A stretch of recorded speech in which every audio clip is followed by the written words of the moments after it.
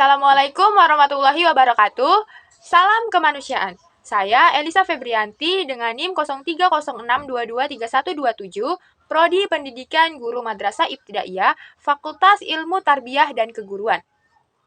Jadi, kali ini kita akan berdiskusi lagi nih tentang Perhimpunan Palang Merah Indonesia. Dimulai dari sejarah Palang Merah Indonesia atau PMI. Palang Merah Indonesia atau PMI didirikan pada 17 September tahun 1945, di mana pembentukan PMI ini bermula dari kebutuhan akan bantuan kemanusiaan pasca proklamasi kemerdekaan Indonesia. Dalam situasi yang kacau akibat perang, PMI ini bertujuan untuk memberikan pertolongan tanpa membedakan latar belakang. Lalu, pada tahun 1950, PMI ini diakui oleh Komite Internasional Palang Merah atau ICRC dan menjadi anggota Federasi Internasional Palang Merah dan Bulan Sabit Merah. Pengakuan ini sangat penting untuk memperkuat peran PMI dan komunitas internasional. Selanjutnya, visi dan misi dari PMI. Yang pertama itu visi. Visinya itu terwujudnya PMI yang profesional dan berintegritas serta bergerak bersama masyarakat. Lalu misinya itu yang pertama, memelihara reputasi organisasi PMI di tingkat nasional dan internasional. Yang kedua itu kesamaan atau impartiality. Gerakan ini itu tidak membuat perbedaan atas kebangsaan, kesukuan, agama, tingkatan, atau pandangan politik. Jadi, gerakan ini tuh tujuannya semata-mata untuk mengurangi penderitaan manusia sesuai dengan kebutuhannya. Lalu yang ketiga itu kenetralan atau neutrality, di mana gerakan ini tuh senantiasa untuk mendapatkan kepercayaan dari semua pihak. Gerakan ini tuh tidak boleh memihak atau melibatkan dirinya dalam pertentangan politik, kesukuan, agama, dan ideologi. Lalu yang keempat ada kemandirian atau independence. Gerakan ini tuh bersifat mandiri, di mana Perhimpunan Nasional di samping membantu pemerintah dalam bidang kemanusiaan, juga harus menaati peraturan negaranya dan selalu menjaga otonomi sehingga dapat bertindak sesuai dengan prinsip-prinsip gerakan ini.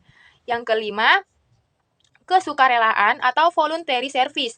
Gerakan ini tuh dibuat untuk pemberi bantuan sukarela yang tidak didasari oleh keinginan untuk mencari keuntungan apapun. Yang keenam, kesatuan atau unity. Di dalam suatu negara itu hanya ada satu perhimpunan palang merah atau bulan sabit merah yang dimana sifatnya ini terbuka untuk semua orang dan melaksanakan tugas kemanusiaan di seluruh wilayah.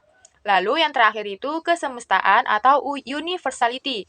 Gerakan Palang Merah dan Bulan Sabit Merah Internasional bersifat semesta, di mana setiap perhimpunan mempunyai hak dan tanggung jawab yang sama dalam menolong sesama manusia.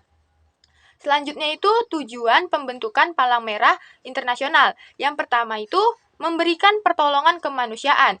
PMI ini bertujuan untuk memberikan bantuan darurat kepada masyarakat yang terdampak bencana, konflik, ataupun situasi darurat lainnya.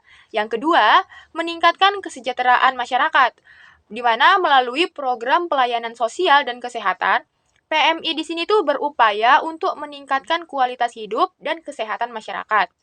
Yang ketiga, edukasi dan kesadaran masyarakat. PMI juga berusaha untuk mengedukasi masyarakat tentang pentingnya pertolongan pertama, kesehatan, kesiapsiagaan terhadap bencana. Lalu yang keempat, mengembangkan relawan, di mana PMI ini mengajak dan melatih para relawan untuk berpartisipasi dalam kegiatan kemanusiaan, sehingga mereka dapat berkontribusi secara langsung. Dan yang kelima, memfasilitasi kerjasama. PMI ini juga menjalin kerjasama dengan pemerintah, organisasi non-pemerintah, dan lembaga internasional untuk memperkuat upaya kemanusiaan. Maka dengan tujuan-tujuan tadi tuh, PMI bisa berkomitmen untuk memberikan kontribusi positif dalam penanganan isu-isu kemanusiaan di Indonesia. Selanjutnya itu program dan kegiatan dari PMI. Yang pertama itu pelayanan kesehatan. Jadi PMI ini sering mengadakan layanan kesehatan seperti donor darah, klinik, dan program kesehatan masyarakat. Yang kedua itu bantuan kemanusiaan. PMI juga menyediakan makanan, air, perlindungan kepada korban bencana dari berbagai konflik. Lalu yang ketiga, pendidikan dan pelatihan. PMI juga mengedukasi masyarakat tentang kesiapsiagaan mereka terhadap bencana dan kesehatan. Selanjutnya yaitu struktur organisasi. Di dalam Palang Merah Indonesia atau PMI juga ada struktur organisasi yang terdiri dari beberapa tingkatan. Yang pertama itu Dewan Kehormatan, di mana tugasnya itu mengawasi dan memberikan arahan strategis. Yang kedua itu pengurus pusat.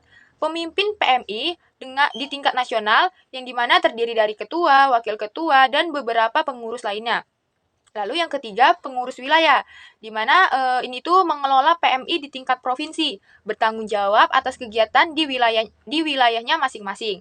Lalu yang kelima, pengurus cabang, di mana bertugas untuk beroperasi di tingkat kabupaten atau kota, melaksanakan program PMI di tingkat lokal. Lalu yang terakhir, unit pelayanan.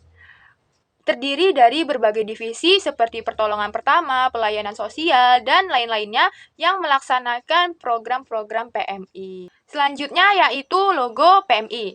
Setiap organisasi pasti mempunyai logo dengan arti yang bermacam-macam. Sama juga nih kayak logo PMI, di mana logo PMI ini terdiri dari bentuk dan warna yang khusus. Warnanya sendiri itu terdiri dari dua, yaitu warna merah dan warna putih. Di mana warna merah itu melambangkan keberanian, kegembiraan, kegairahan, serta kekuatan.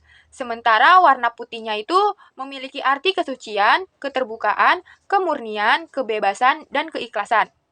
Lalu, jika kita lihat dari bentuknya, logo PMI ini juga terbagi menjadi dua bagian, yaitu bentuk palang merah dan sekuntum bunga melati. Nah, simbol palang merahnya itu adalah logo Gerakan Palang Merah Dunia, sedangkan bunga melatinya itu memiliki arti sebagai bunga yang menjadi identitas Indonesia. Nah, sementara 5 kelopaknya melambangkan dasar negara kita, yaitu Pancasila. Baiklah, sampai di sini saja diskusi kita pada kali ini. Assalamualaikum warahmatullahi wabarakatuh. Salam kemanusiaan.